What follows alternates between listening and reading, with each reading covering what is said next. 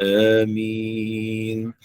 أعوذ بالله من الشيطان الرجيم. بسم الله الرحمن الرحيم. الحمد لله رب العالمين حمدا يوافي نعمه ويكافئ مزيده. يا ربنا لك الحمد كما ينبغي لجلال وجهك وعظيم سلطانك. اللهم صل على سيدنا محمد وعلى آله وأصحابه أجمعين. اللهم اغفر لنا ذنوبنا ولوالدينا وارحمهم كما ربونا صغارا. Ya Allah, ya Tuhan kami, ampunilah segala dosa kami, ya Allah. Ampunilah dosa ibu dan ayah kami, ya Allah. Rahmatilah mereka, ya Allah. Sayangilah mereka, ya Allah. Sebagaimana mereka kasihkan kami sewaktu kami masih kecil, ya Allah. Ya Allah, ya Tuhan kami, andainya ibu dan ayah kami telah pergi menghadap-Mu, ya Allah, ampunilah segala dosa mereka, ya Allah. Lapangkanlah kubur-kubur mereka, ya Allah. Jadikan kubur mereka satu taman daripada taman-taman syurga-Mu, ya Allah. Tempatkanlah mereka di syurga tertinggi di sisi-Mu, ya Allah. Ya Allah, ya Tuhan kami, andainya ibu dan ayah kami masih ada, ya Allah, sihatkanlah tubuh badan mereka, ya Allah. Sembuhkanlah segala sakit mereka, ya Allah. Panjangkanlah umur mereka dalam ketaatan kepadamu, ya Allah. Panjangkanlah umur mereka dalam kesihatan yang baik, ya Allah. Rabbana hab lana minas salihin. Ya Allah, ya Tuhan kami, anugerahkanlah kepada kami zuriat-zuriat yang saleh, ya Allah. ربنا هب لنا من أزواجنا وذرياتنا قرة أعين واجعلنا للمتقين إماما. اللهم أعنا على ذكرك وشكرك وحسن عبادتك. ربنا آتنا في الدنيا حسنة وفي الآخرة حسنة وقنا عذاب النار. وصلى الله على سيدنا محمد وعلى آله وأصحابه أجمعين والحمد لله رب العالمين. تقبل الله منكم. Baik, Alhamdulillah, pada malam ini Allah masih lagi memberi peluang kepada kita, memberi kesempatan kepada kita dengan hidayah Allah, dengan taufik daripada Allah. Walaupun kita ni berada di serata tempat malam ni, ya, saya kira seluruh Malaysia lah kot, ya, berada dalam satu majlis ilmu yang dihimpunkan dalam Google Meet ini. Mudah-mudahan saya mendoakan ibu-ibu semua, akak-akak semua, ya, berada dalam kesihatan yang terbaik, ya, dan dipermudahkan segala urusan, insya-Allah. Jadi pada malam ini kita sambung sikit lagi, ya. Kita sambung sikit lagi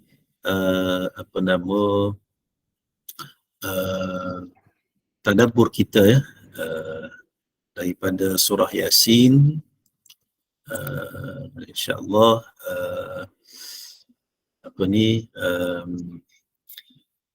InsyaAllah malam ni kita masuk ayat yang ke-71 dan 73 lah.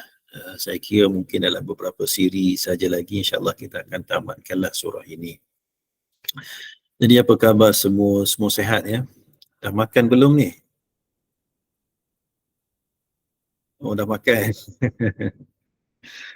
Baik, insyaAllah pada ayat yang ke-71 dan 73 ini kita baca sama-sama, ya ibu-ibu, ya.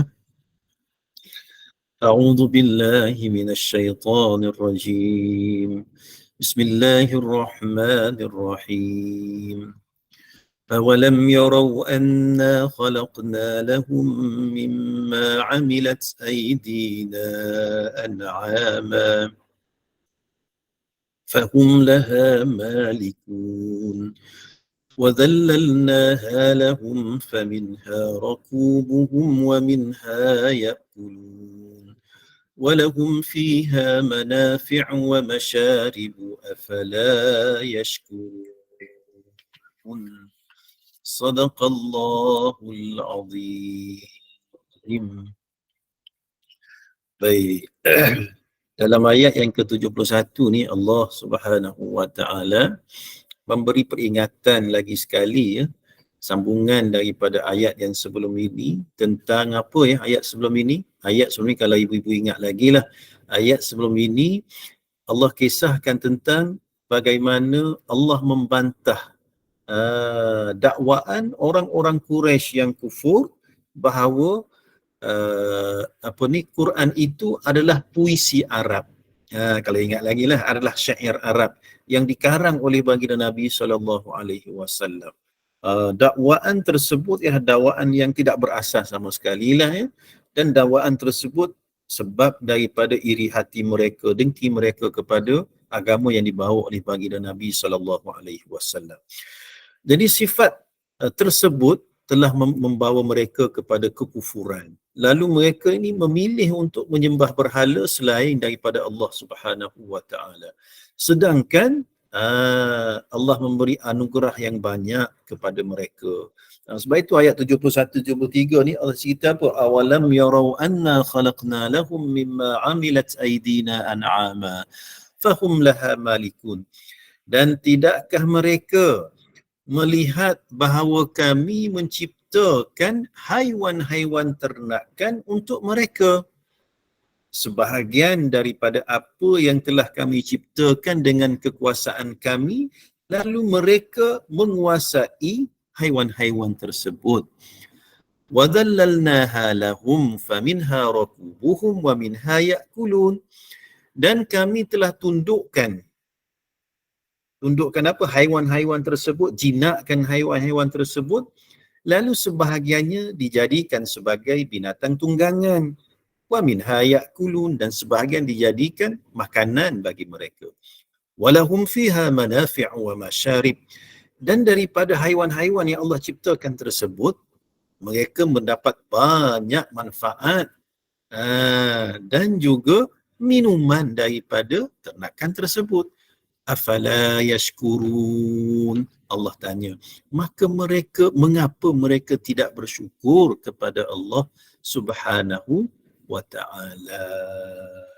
Ya, ibu-ibu ya, ayat ini berkaitan dengan bagaimana setelah mereka tidak mengakui bahawa Quran itu merupakan wahyu Allah, sebaliknya menuduh Quran itu adalah syair, karangan baginda Nabi SAW, lalu mereka kufur. Sedangkan banyak anugerah yang Allah telah bagi kepada orang yang kufur ini. Di sini Allah memberi contoh-contoh apa nikmat yang Allah bagi pada mereka. Kita bayangkan 1400 tahun yang lampau, di bumi yang gersang, ibu-ibu ya, di mana? Di bumi Makkah. Tak ada pokok. Hari ini kita pergi ke Makkah, tepi jalan tu daripada Masjidil Haram, kita nak berziarah, kita nak pergi ke Jabal Nur, nak ziarah tempat-tempat bersejarah tu, kita lalu tepi jalan, pokok dah banyak. Itu hari ini. Dulu kosong, tak ada apa kan. Batu yang keras. Kemudian dalam kehidupan mereka ini, Allah suruh mereka tengok sendiri. Ada benda yang Allah dah bagi anugerah yang istimewa pada mereka. Apa dia? Binatang ternakan. Yang binatang ternakan ini Allah ciptakan untuk mereka dan Allah jinakkan untuk mereka. Allah tundukkan kepada mereka binatang-binatang ternakan ini. Apa dia binatang ternakan? Kalau kita buka dalam kitab-kitab tafsir disebut sebagai An-Na'am. Binatang ternakan ini kalau kita tengok dalam tafsir Hamka, Profesor Dr. Hamka, dia kata dibahagikan kepada dua binatang ternakan ni, An'am ini. Satu, binatang yang boleh ditunggang dan boleh dimakan. Kalau dalam kalangan orang Quraisy, apa dia? Mungkin lembu, kan, unta boleh ditunggang. Tunggang unta ni boleh ditunggang, boleh dijadikan macam lori lah, diletakkan barang-barang dagangan, kan, mengembara jauh sampai ke Syam, sampai ke Yaman, di tengah-tengah padang pasir. Allah yang jinakkan, sedangkan binatang ini kasar. Jangan main-main dengan unta. Sekali dia gigit, sekali dia sentap dengan kaki dia, innalillah gitu. Kalau ibu-ibu nak try, masa pergi Hudaibiyah ke mana tu kan, singgah di ladang unta tu, cari unta yang paling ganas, duduk kat belakang, kacau dia. Oh, kalau dia tendang, sekali dia tendang ibu-ibu, malam besok tahlil lah kita. Tak adalah tadabbur Quran. Maknanya asalnya ganas, tetapi Allah tundukkan untuk mereka. Ini merupakan anugerah Allah, sedangkan fizikalnya besar. Unta sebagai contoh, kata Dr. Hamka, ada dua jenis binatang ternak. Satu yang boleh dimakan dan boleh ditunggang. Supaya unta, kalau kita di sini mungkin lembu, kan? Lembu tu ganas. Tengok masa raya korban, silap-silap gaya, tak sempat korban kita lari bekerja kan. Banyak kita tengok dalam orang hantar video-video. Ganas lembu tu, tapi Allah jinakkan untuk kita. Kita boleh makan dagingnya, kemudian kita boleh tunggang dia, boleh guna sebagai kereta lembu kalau tempat kita tu kan. Siapa yang jinakkan? Allah Subhanahu Wa Taala, bukan kepandaian kita kan. Satu lagi binatang yang Allah binatang an'am yang boleh ditunggang sahaja, seperti air dan sebagainya lah. Itu mengikut pandangan Profesor Dr. Hamka.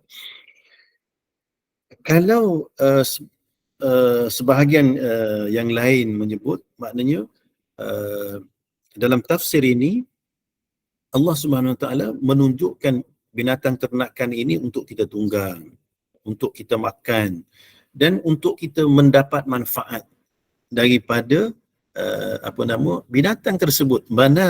Manfaat yang banyak.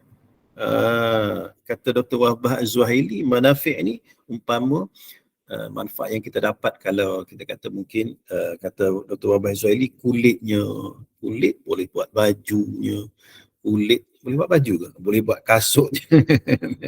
Kulit lembu, kasut je, buat beg, macam-macam lah manfaat. Ataupun bulu, kan? Bulu. Ini daripada binatang-binatang ternak juga. Kemudian kita boleh buat minum susunya. Susu lembu, susu unta, macam-macam.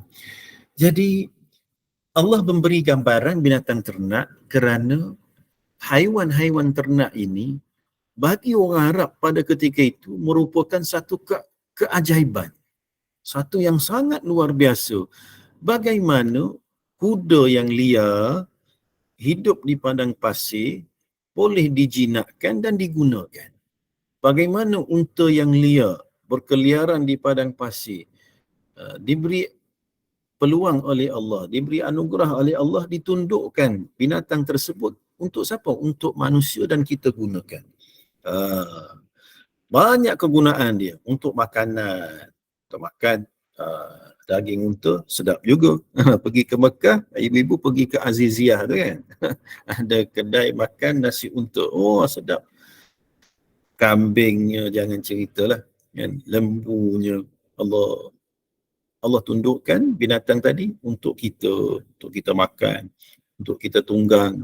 Ya, sampai sekarang ni kita tengok kelebihan yang Allah bagi kepada manusia ini, dilembutkan, dijinakkan binatang-binatang untuk kita.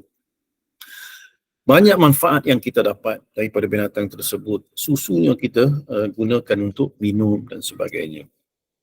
Jadi itulah bahawa Allah Subhanahu Wa Taala menundukkan binatang-binatang tersebut untuk kita. Afala yashkurun, kamu tak bersyukur ke di atas nikmat yang Allah Subhanahu Wa Taala telah bagi kepada kamu? Allah tanya. Kan? Jadi itulah. Walaupun ayat ini nampak ringkas ibu-ibu ya, cerita tentang binatang ternak yang Allah jinakkan hatinya untuk kita, kemudian kita mendapat manfaat daripada binatang tersebut. Ini merupakan anugerah Allah dan nikmat Allah. Untuk apa? Untuk kita bersyukur di atas nikmat tersebut. Jadi dia punya tadabbur kita pada malam ini, saya pisahkan kepada dua sahaja. Kita bincang dengan ringkas-ringkas ya. Yang pertama, Allah telah menundukkan makhluk yang lain untuk memuliakan manusia. Allah tundukkan macam-macam. Dalam ayat yang sebelum ini Allah menundukkan air laut untuk kita boleh berlayar di atasnya kan. Malah segala makhluk yang ada di muka bumi ini kita mendapat manfaat. Satu sen pun kita tak bayar bil atas dunia, tapi bil tersebut dituntut besok di negeri akhirat. Adakah kamu bersyukur dengan nikmat yang aku bagi ataupun kamu tidak bersyukur dengan nikmat yang aku bagi?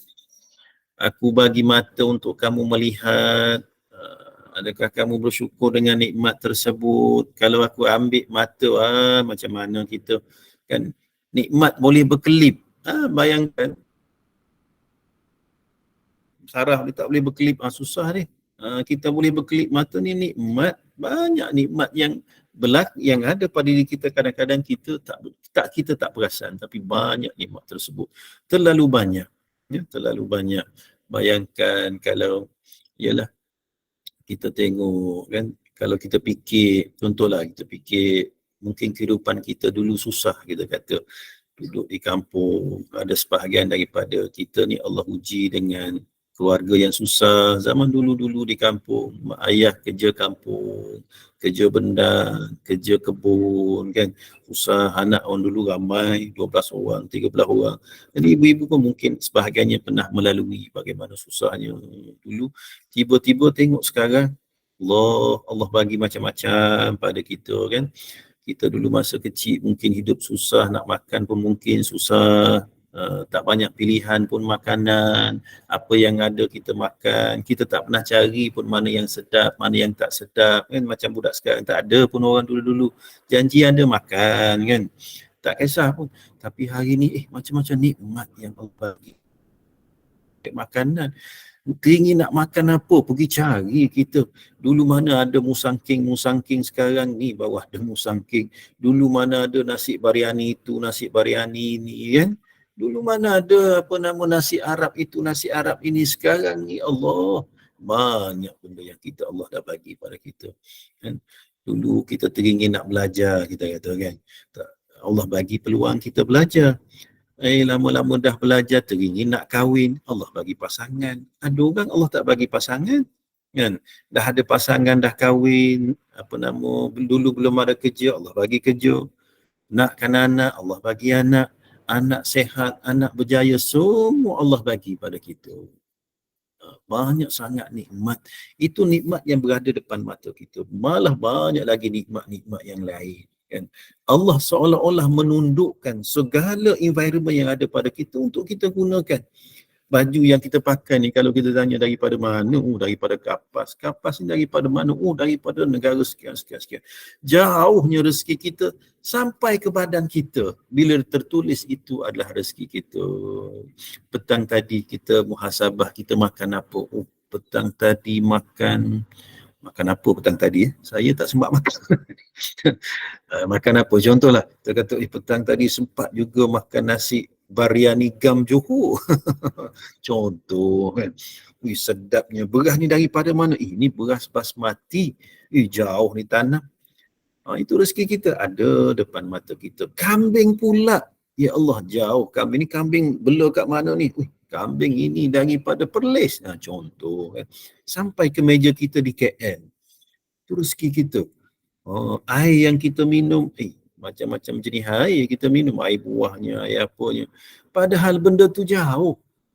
Kalau kita selidik dari mana datang punca. Allah. Kan? Ikan tu di dasar laut, ada depan mata kita, menjadi rezeki kita. Allah, betapa Allah tundukkan segala-galanya untuk kita sebagai manusia. Tak bersyukur lagi ke kita? Jadi betapa kita ni makhluk yang mulia di sisi Allah Subhanahu wa ta'ala. Allah menciptakan kita sebaik-baik kejadian. Malah seluruh alam ini dengan environment kita, udara yang kita sedut ni, ngam-ngam dengan apa yang kita perlukan kan. Cahaya yang masuk dalam mata kita yang kita boleh nampak, ngam-ngam cukup sempurna dengan apa yang sepatutnya kita dapat. Semuanya sempurna yang Allah Subhanahu wa ta'ala bagi pada kita. Kita waktu ada nikmat, kadang-kadang kita ni tak berapa sedar itu adalah nikmat. Tapi bila Allah tarik nikmat tersebut, barulah kita perasan, Allah, nak semayang sekarang ni dah tak boleh lipat lutut ni. Kan kena semayang atas kerusi, baru terasa Allah. Rupanya nikmat sendi, nikmat anggota badan yang sihat tu nikmat yang besar. Kan dulu tak perasan pun, waktu kita bersenam robik sama muda-muda. Waktu apa maknanya? Kita tak perasan. Jarang kita kata bila kita berjalan, Alhamdulillah, ya Allah, syukurnya kamu bagi nikmat sendi pada aku, ya Allah. Tahu, tak perasan kita. Jarang kita nak kata syukur atas sebab nikmat-nikmat tersebut. Bila hilang, baru terasa Allah. Dah lama aku tak sujud ke lantai ni. Duduk main sujud atas kursi, tak sentuh lantai. Baru terasa nikmat tersebut besar, kan? Jadi itulah semua yang ada, yang Allah berikan kepada kita, Allah tundukkan hampir semua makhluk kerana apa? Memuliakan kita sebagai manusia. Jadi bagaimana kita ini dengan Allah Subhanahu wa taala. Oleh yang demikian, Allah tanya lagi, afala yashkurun? Kenapa kamu tak bersyukur? Jadi tadabbur kita yang kita kena pegang malam ni sungguh-sungguh, ibu-ibu, ya. Wajib kita bersyukur di atas segala nikmat yang Allah Subhanahu wa taala bagi kepada kita. Jadi orang tanya, Ustaz, nak bersyukur ni nak buat macam mana? Kan? Yalah, saya bersyukur, saya rasa syukur, tapi saya nak buat macam mana? Jadi para alim ulama ajar kepada kita, syukur ni dia ada 3 cara. Dengan ringkas-ringkas je saya bagi ibu malam ni, ya. Ada 3 bentuk, 3 cara yang kita ketiga-tiga benda ini kita kena buat. Apa dia? Yang pertama, syukur dengan hati. Syukur tu dengan hati. Yang kedua, syukur dengan lisan ataupun lidah kita. Yang ketiga, syukur dengan anggota badan ataupun al-jawarih. 3 benda kita. Satu, syukur dengan hati.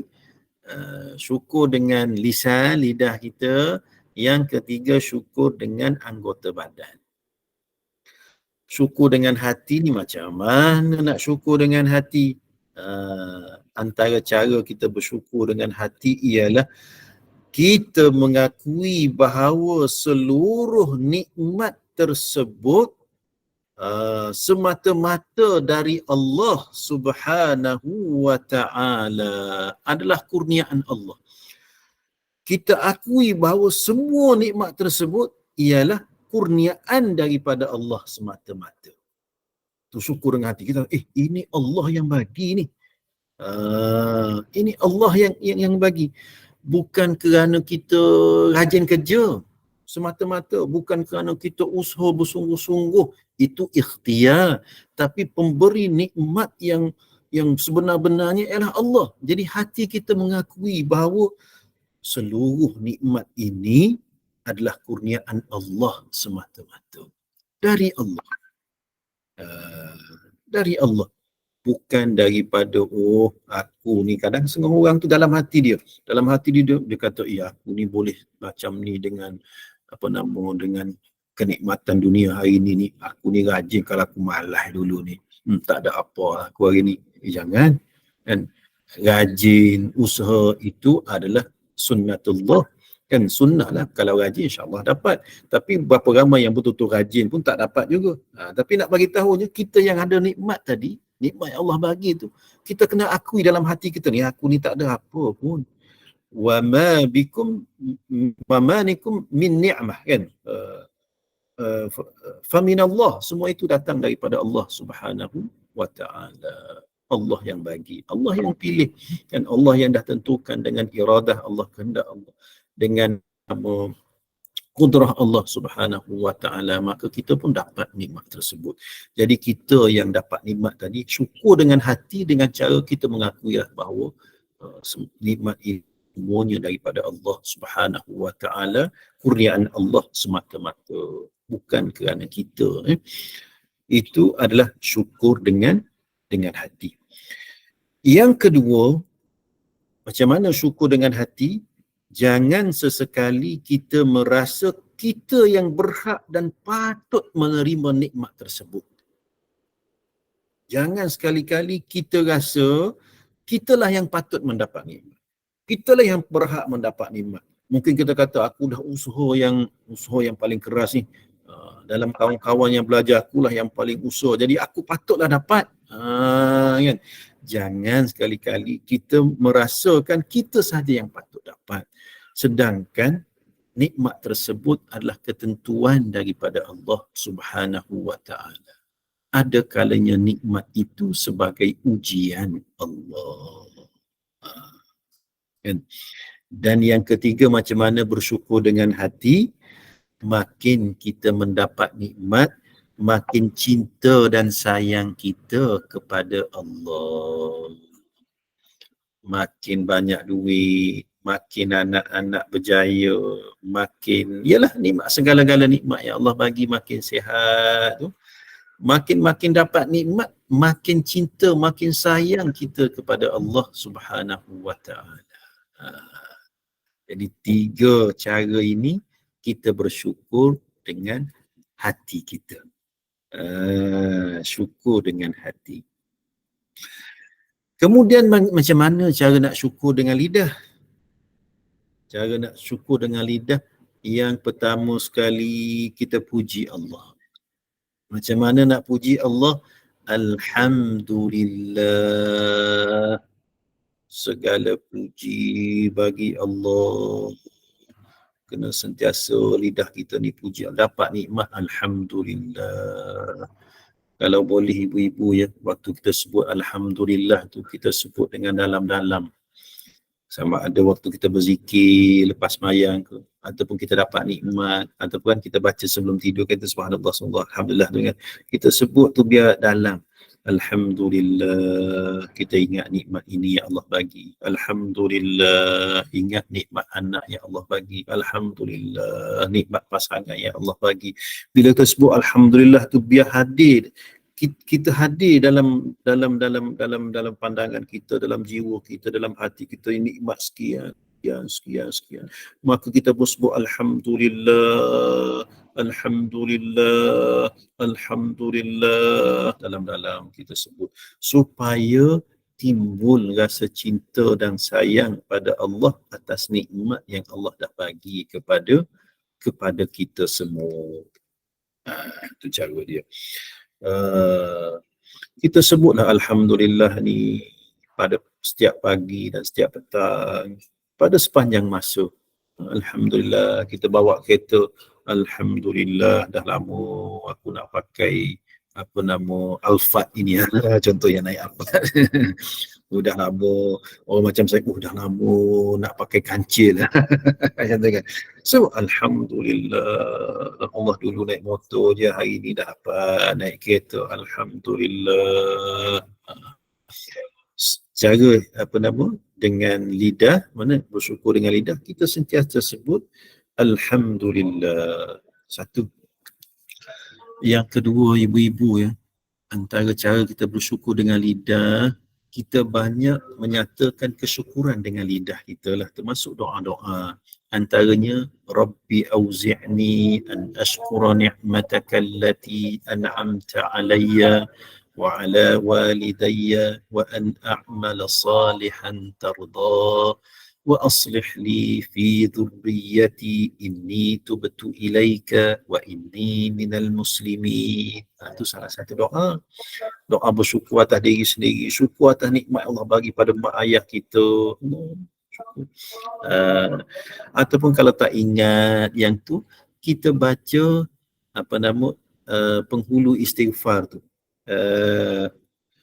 Allahumma anta rabbi tu kan. Allahumma anta rabbi la ilaha illa anta khalaqtani wa ana abduka wa ana ala ahdika wa wa'dika mastata'tu a'udzu bika min syarri ma sana'tu. Kemudian kita sebut abu'u laka bi ni'matika alayya. Ya Allah, aku ni mengaku ya Allah atas segala nikmat yang terlalu banyak yang Engkau telah bagi kepada aku ya Allah. Kan kita duk baca tu kan, abu ulaka bi ni'matika alayya wa abu bi dhanbi, aku mengaku ya Allah dosa-dosa aku ya Allah. Kita mengaku bahawa banyak nikmat Allah lagi. Sebab itu penghulu istighfar tu amalkanlah. Pagi kita baca, tengah hari kita baca, petang kita baca, malam kita baca, dan bila tiba pada kita minta abu ulaka bi ni'matika alayya tu, biar hadirlah hati kita. Ya Allah, aku ni mengaku ya Allah banyaknya nikmat yang Allah Subhanahu wa taala yang Engkau telah bagi padaku. Aku mengaku ya Allah banyak sungguh. Kita nak kira nikmat Allah, wa in ta'uddu ni'matallah la tuhsuha. Seandainya kamu nak kira nikmat Allah, nescaya takkan mungkin mampu untuk kamu mengiranya. Kan? Tak mampu kita. Sebab itu Allah, banyakkanlah bersyukur pada Allah Subhanahu wa taala. Itu satu cara. Banyak sebut alhamdulillah dan banyak doa-doa tentang kesyukuran kita dengan Allah. Dan yang kedua, alim ulama ajar kepada kita cara kita bersyukur atas nikmat ialah kita menyebut kepada diri kita akan nikmat-nikmat tersebut. Fa amma bi ni'mati rabbika fahaddits. Maka di atas nikmat Tuhan kamu ke atas kamu, maka hendaklah kamu menyebut-nyebutnya. Yang ini kita kena faham betul-betul ayat ni. Bukan kata semua nikmat yang ada pada kita kena tayang macam orang sekarang. Oh, dia masak sedap pun ambil gambar sekejap. Makan belum lagi. Marah dekat anak-anak dengan suami nak makan. Ambil gambar dulu. Masuk dalam Facebook dulu. Masuk dalam Instagram dulu. Masuk dalam TikTok dulu. Jangan. Bukan itu maksudnya. Kita menceritakan nikmat yang Allah bagi pada kita kepada siapa? Kepada diri kita, kepada orang yang kita percaya, kepada pasangan kita, dengan sebab bukan nak menunjuk-nunjuk tetapi menyatakan rasa syukur kita pada Allah Subhanahu wa taala. Sebab tu awas, jangan kita menunjuk-nunjuk kemewahan kita, rezeki kita. Sebab mungkin sedih ibu-ibu, kita kadang-kadang kita kata tak ada apa, saya cuma tunjuk gambar makanan je, pergi makan kat situ, makan kat sini. Kebetulan pula kita share dalam grup kan, grup taman kita, grup adik-beradik kita, grup saudara kita. Kita tak tahu mungkin ada dalam kalangan yang dalam grup tadi, dia susah pada ketika itu, dah lama nak bawa anak-anak pergi makan itu ini, dah lama dia sendiri teringin nak makan musangking. Contoh kan, kita duk tayang-tayang, maka sedih dia kan. Jangan. Bukan itu maksud kita bercerita-cerita nikmat Allah. Kita cerita tadi kepada diri kita, kepada orang yang paling rapat dengan kita, dengan tujuan untuk kita rasa bersyukur. Bukan nak tunjuk-tunjuk. Yang nak tunjuk tak boleh, kesian orang. Contoh kita dengan orang rumah kita, dengan abang kita, dengan suami kita kan. Bercerita, ya Allah banyak. Bila kita naik kereta kan, ya Allah, kita ni Allah bagi nikmat macam-macam kereta kita dah pakai. Abang ingat tak dulu masa mula-mula kahwin, naik motor je kita bang, EX5 kan, basah balik kerja, saya ketar bang, kan, habis basah, ada nak pergi kerja tu, ya Allah, kena kereta lalu tepi basah habis kan, dengan kasut, dengan beg, dengan baju, balik rumah dulu tukar yang lain kan. Dulu susah kita, hari ni Allah banyaknya nikmat Allah bagi pada kita kan. Dapat naik kereta pula kereta mewah. Bayangkan 30 tahun lepas bang. Ini bercerita untuk apa? Untuk merasa syukur kepada Allah Subhanahu wa taala atas nikmat yang Allah bagi pada kita. Kita cerita itu untuk kita bersyukur. Kadang-kadang waktu kita bercerita tu sedih kita, menangis kita, ya Allah. Dulu kita duk ingat tak ada apa-apa kita, rupanya banyak Allah bagi, satu Allah bagi kan. Dulu ingat tak waktu saya sakit kan? Dah masuk ICU berapa lama, contoh masa COVID apa kan, dah ditidurkan, hari ni boleh berjalan, boleh Boleh macam biasa, boleh pergi umrah, boleh pergi haji, padahal bayangkan 2 tahun lepas, kita ni duduk ICU bang. Bercerita. Tujuannya supaya hadir rasa syukur pada Allah Subhanahu wa ta'ala atas nikmat yang Allah SWT telah bagi pada kita. Kadang-kadang orang yang nak rasa syukur ini susah untuk rasa syukur kecuali Allah uji dia dengan susah dulu. Bila Allah uji dengan susah, kemudian Allah bagi nikmat selepas daripada kesusahan tersebut, kan? Bila kita bercerita balik tentang kesusahan kita dan nikmat Allah bagi, Allah rasa betapa, ya Allah, aku ni dosanya banyak sebenarnya, tapi nikmat yang Allah bagi tu seolah-olah aku ni tak ada dosa. Kita rasa maksudnya, Allah, malunya aku dengan Allah Subhanahu Wa Taala, walaupun banyak dosa tapi aku cuba ikhtiar untuk tinggal, aku cuba taubat, tapi nikmat datang juga. Ya Allah, ya Allah. Kita bercerita dengan diri kita, kita bercerita dengan pasangan kita, kita bercerita dengan adik-beradik kita. Mungkin dulu duduk kampung kan, 5-6 beradik susah kan, mak ayah susah. Hari ini masing-masing berjaya. Jadi ada kalanya kita bercerita susahnya dulu kan, pergi sekolah tak ada sarapan contohnya kan, mak ayah bekalkan dengan benda yang simple-simple kan. Hari ini Allah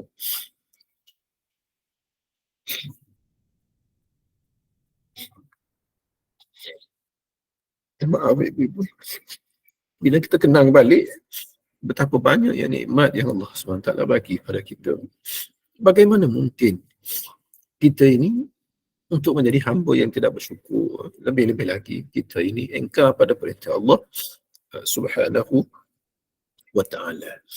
Jadi itu cara yang kedua, syukur dengan lisan.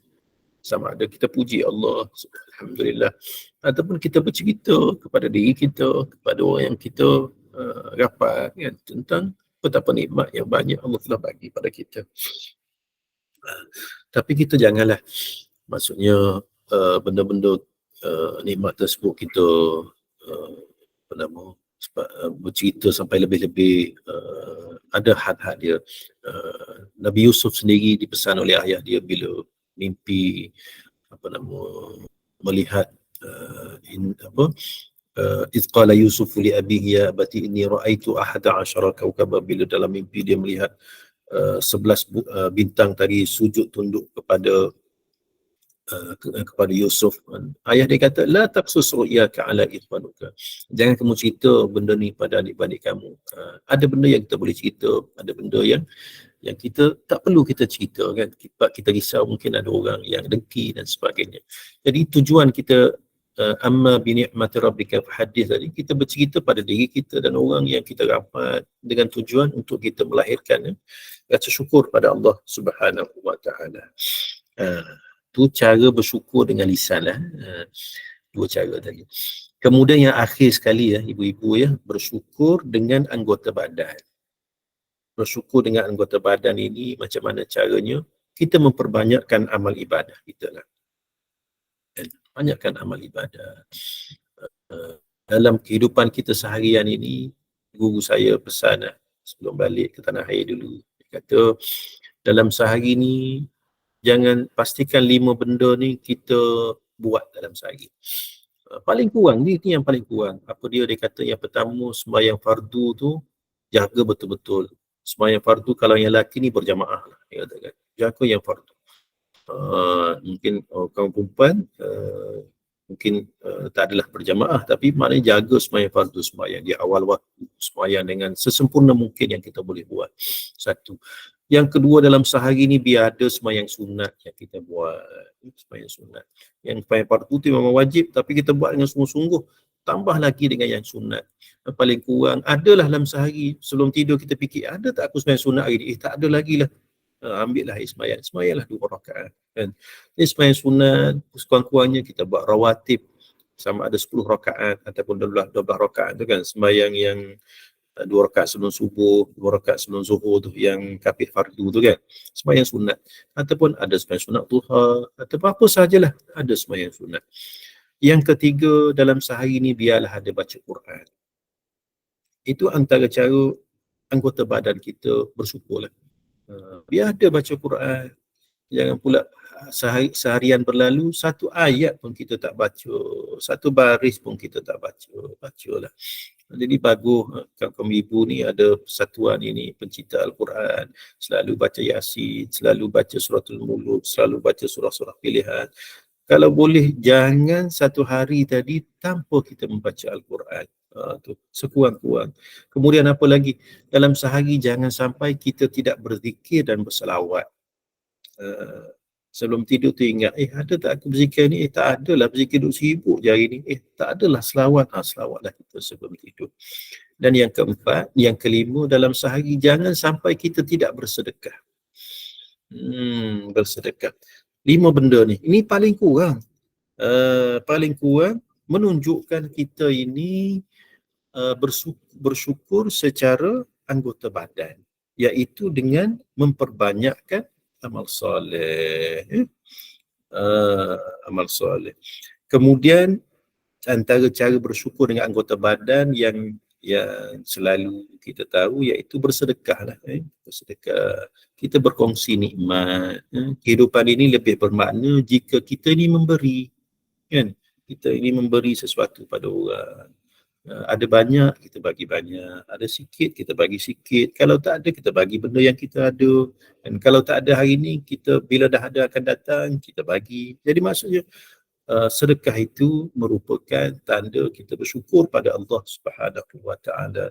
Sedekah ni ibu-ibu satu benda yang unik. Kita nampak macam kita bagi harta kita pada orang, sebenarnya bukan. Kan? Kita sedekah ini, kita simpan harta kita untuk negeri akhirat. Bukan kita, maksudnya kita bagi tu sebenarnya kita simpan untuk akhirat. Itulah ladang, itulah aset kita bila kita berada di negeri akhirat besok. Jadi itulah ibu-ibu ya. Jadi dalam ayat ini walaupun 3 ayat, tapi yang hujung tu Allah tanya balik, mengapa kamu tidak bersyukur pada Allah Subhanahu Wa Taala? Jadi kita pun berusahalah sedaya mungkin untuk bersyukur pada Allah Subhanahu Wa Taala. Ada soalan bagus soalan ni Hajah. Jika lambatkan solat sebab masuk tazkirah ataupun kuliah. Dia macam ni ibu ya. Melewatkan solat ini maksudnya kita leka-leka sehingga ke hujung waktu kita baru sembahyang. Kalau kita mendengar kuliah ataupun kita ada benda-benda yang kata lebih perlu, jadi kita selesaikan dulu hajat kita tersebut. Selepas itu kita terus menunaikan solat. Dia macam solat isyak ini, dia waktu dia agak panjang ya. Jadi lepas daripada tazkirah, lepas ni kita pun teruslah bersolat dan kita masih lagi bersolat di awal waktu sebenarnya. Jadi saya kira memadailah dulu ya ibu-ibu ya pada malam ini. Sedikit tazkirah lah saya ingat dan sedikit tadabbur yang ringkas daripada ayat 31 dan juga ayat 73 daripada surah Yasin. Jadi insya-Allah pada siri-siri yang akan datang kita akan sambung kembali ayat-ayat yang seterusnya. Jadi saya kira apa yang baik datangnya daripada Allah Subhanahu Wa Taala, dan segala yang terkurang secara bahasa adat dan adablah ya disadar kelemahan diri saya. Qul qawli hadza wa astaghfirullahal azim li wa lakum. Wassalamualaikum warahmatullahi wabarakatuh. Saya serahkan kembali kepada Ustazah. Waalaikumsalam warahmatullahi wabarakatuh. Terima kasih diucapkan kepada Al-Fadhil Ustaz atas kesudian memimpin bacaan suratul Mulk sebentar tadi beserta tadabbur surah Yasin tadi. Daripada perkongsian tadi, kita dapat melihat bahawa Allah menegur kita untuk bersyukur di mana Allah berbicara mengenai nikmat Allah Subhanahu Wa Taala yang telah dianugerahkan kepada manusia. Dalam ayat tadi adalah dalam bentuk haiwan ternakan. Dan pada ayat 73 berbentuk istifham, iaitu pertanyaan dengan sikap orang-orang musyrik yang buta pada nikmat Allah yang ada di depan mata mereka. Maka wahai diri dan wahai sahabat semua, sentiasalah kita bersyukur dan berterima kasih atas segala nikmat kurniaan Allah. Sesungguhnya yang kurang bukanlah nikmat Tuhan tapi rasa syukur kita. Sudah bersyukurkah kita pada hari ini? Baiklah, semoga kita mendapat ilmu yang berkah dan faham atas apa yang telah dikongsikan oleh Ustaz tadi dan dapat memanfaatkannya dalam kehidupan seharian kita. Semoga kita diberi peluang lagi untuk bersama-sama dengan Al-Fadhil Ustaz pada masa yang akan datang, insya-Allah. Baiklah, saya serahkan majlis semula kepada Al-Fadhil Ustaz untuk menutup majlis dengan tasbih kafarah dan suratul As. Silakan Ustaz. Terima kasih. Kita tangguhkan pertemuan kita pada malam ini dengan tasbih kafarah dan surah Al-Asr. Subhanakallahumma wa bihamdika asyhadu an la ilaha illa anta astaghfiruka wa atubu ilaik. والعصر إن الإنسان لفي خسر إلا الذين آمنوا وعملوا الصالحات وتواصوا بالحق وتواصوا بالصبر. السلام عليكم ورحمة الله وبركاته. Waalaikumsalam warahmatullahi wabarakatuh. Terima kasih Ustaz. Terima kasih Ustaz. Terima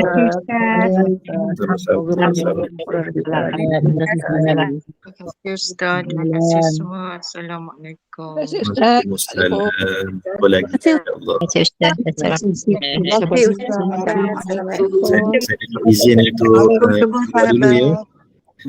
Ya, Terima kasih Ustaz. Assalamualaikum. Waalaikumsalam warahmatullahi wabarakatuh. Terima kasih Amin. Selamat malam. Sama-sama. Assalamualaikum.